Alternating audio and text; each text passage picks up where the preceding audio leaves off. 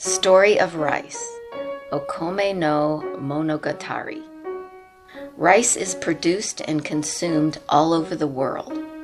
Rice is a simple food involving many people in its production. 1 grain of rice has the potential to produce 3,000 grains in the future. It is the main produce of ARI, the largest quantity crop. It is our staple food, and we cook it for every meal 3 times a day. We eat meals together in our dining hall called koinonia. Koinonia means fellowship or joint participation. Before planting rice, we prepare the land. To get the land into good condition, we apply fertilizer. Mainly, we use 3 kinds of fertilizers: bokashi, compost, and biogas liquid.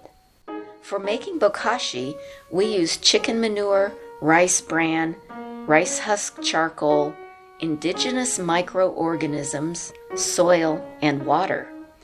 All materials are mixed together and fermented for 1 week. For making compost, we use kitchen garbage and weeds from the fields as well as pig manure.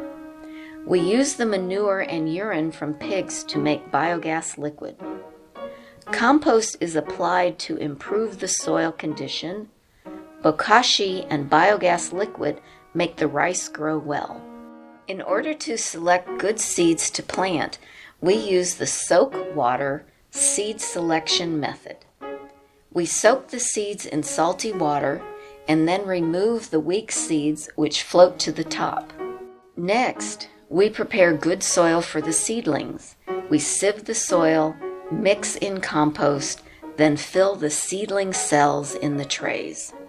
We sow the seeds by putting only 1 to 2 rice grains into each cell in the trays. We grow the seedlings until they become bigger and stronger than the seedlings of conventional farmers. We use biogas liquid with photosynthesis bacteria as bioactive water to grow the seedlings. In organic farming, we use stronger and healthier seedlings, so we do not need to worry about diseases or insects. Thus, we avoid having to apply chemicals. Before transplanting the seedlings, we prepare the land. We paddle the field and seal the surface and sides so that the fields will hold water. The first paddling is done 1 month before transplanting the seedlings in order to promote germination of weeds and to increase biodiversity. The second paddling is done to kill the germinated weeds and to make creamy soil that prevents the weeds from germinating.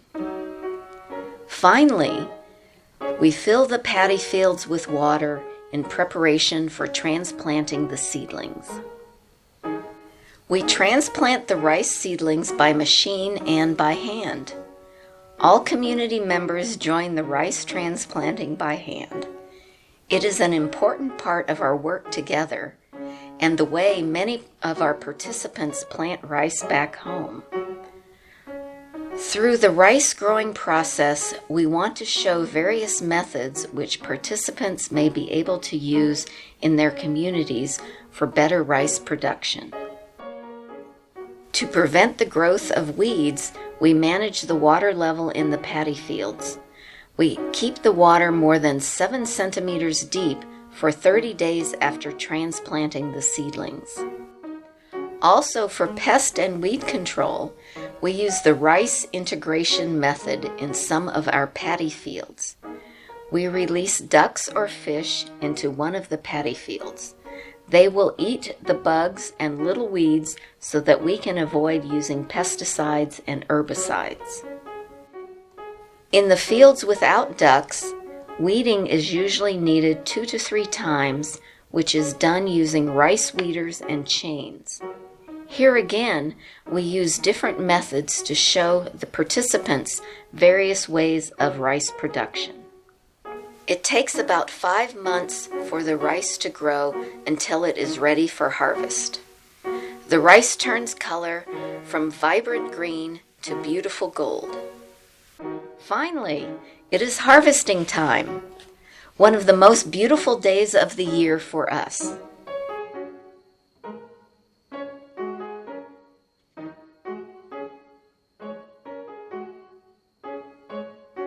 Husking is the process to separate the rice from its husk to make brown rice.